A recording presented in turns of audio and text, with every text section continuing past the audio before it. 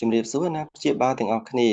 ការគិតបែបវិទ្យាសាស្ត្រវាពិតជាមានសារៈសំខាន់យ៉ាងខ្លាំងក្នុងការអភិវឌ្ឍការច្នៃប្រឌិតនិងសមត្ថភាពដោះស្រាយបញ្ហារបស់កុមារនៅថ្ងៃនេះយើងនឹងចែករំលែកពីគន្លឹះជាក់ស្ដែងមួយចំនួនសម្រាប់ការអភិវឌ្ឍសមត្ថភាពស៊ើបអង្កេតបែបវិទ្យាសាស្ត្ររបស់កូនលោកអ្នកដោយប្រើប្រាស់អ្វីៗគ្រប់យ៉ាងនៅក្នុងផ្ទះរបស់លោកអ្នកដែលនេះវាមិនខុសអំពីមន្ទីរពិសោធន៍នោះទេការគិតបែបវិទ្យាសាស្ត្រគឺជាសមត្ថភាពសំខាន់សម្រាប់ទេពកោសល្យនាពេលអនាគតការគិតបែបវិទ្យាសាស្ត្រគឺជាសមត្ថភាពដែលបង្កើតឡើងដោយការអង្កេតមើលពីហេតុការណ៍ដែលផ្ដោតសំខាន់ទៅលើស្ថានភាពនិងគំនិតជំវិញការបង្កើតនូវទ្រឹស្ដីដែលសមហេតុផលនិងការស៊ើបអង្កេតក្នុងវ័យបឋមនេះដែរវាសំខាន់ក្នុងការដែលជួយកុមារកុំឲ្យបាត់បង់នូវចម្ងល់ដោយសួរថាហេតុអ្វីបានជាបែបនេះពិបាកជាងរូបមន្តដែលស្មុគស្មាញទៅទៀតចម្ងល់នេះដែរគឺអាចអភិវឌ្ឍបានដោយសមត្ថភាពស៊ើបអង្កេតបន្ទប់វិទ្យាសាស្ត្រដែលល្អបំផុតនោះគឺជាផ្ទះបាយសូមសាកល្បងសង្កេតមើលពីប្រតិកម្មគីមីដែលបានកើតឡើងនៅពេលចម្អិនអាហារជាមួយគ្នាដូចជាទឹកពុះក្លាយជាចំហាយទឹកឬ baking soda កើតឡើងនៅពេលដុតនំសាកល្បងរំលាយអំបិលឬស្ករក្នុងទឹកហើយពិសោធន៍ជាមួយគ្នាដោយផ្ទាល់ដោយសង្កេតមើលពីភាពខុសគ្នានៃដងសរសេរនោះយើងនឹងអាចយល់បានពីគោលការណ៍វិទ្យាសាស្ត្រដោយអារម្មណ៍បានផងដែរយើងអាចរកឃើញបានពីគោលការណ៍រូបវិទ្យានៅក្នុងបន្ទប់ទទួលភ្ញៀវបានដូចគ្នាតាមរយៈការលេងទងនិងការសងឥដ្ឋអាចធ្វើឲ្យយល់បានច្បាស់លាស់ពីគោលការណ៍នៃតុល្យភាពនិងចំណុចសំខាន់នៃទម្ងន់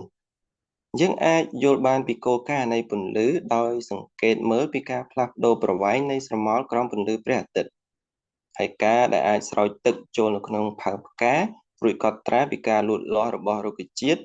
គឺជាការអប់រំដែលយើងអាចរៀនបានពីវដ្តនៃជីវសាស្ត្របានផងដែរវិទ្យាសាស្ត្រអាចរកឃើញសូម្បីតែនៅក្នុងវត្ថុដែលបោះបង់ចោលក៏អាចរកឃើញបានដែរសូមពិភាក្សាអំពីលក្ខណៈពិសេសនៃសម្ភារៈនិងបញ្ហាបរិស្ថានដោយធម្មជាតិក្នុងពេលដែលយើងបែងចែកផ្លាស្ទិកក្រដាសនិងកញ្ចក់ជាដើម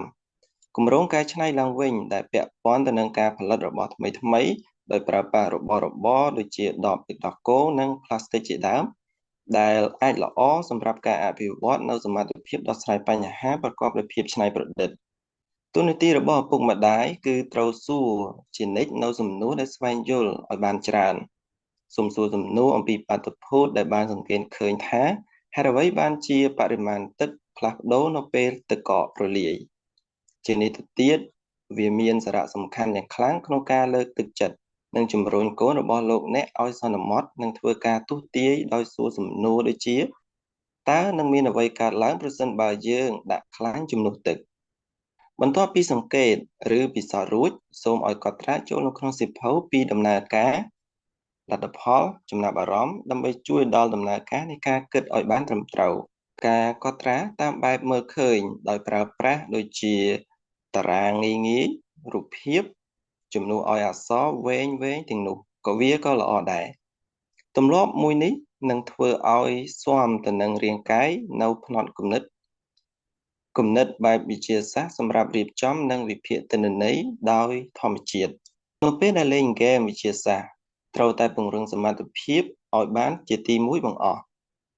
ហើយទោះបីជាការពិសោធន៍បរាជ័យក៏ដោយវាជារឿងសំខាន់ជាខ្លាំងក្នុងការសរសើរដល់ភាពរីករាយនិងការខិតខំប្រឹងប្រែងក្នុងដំណើរការមួយនេះ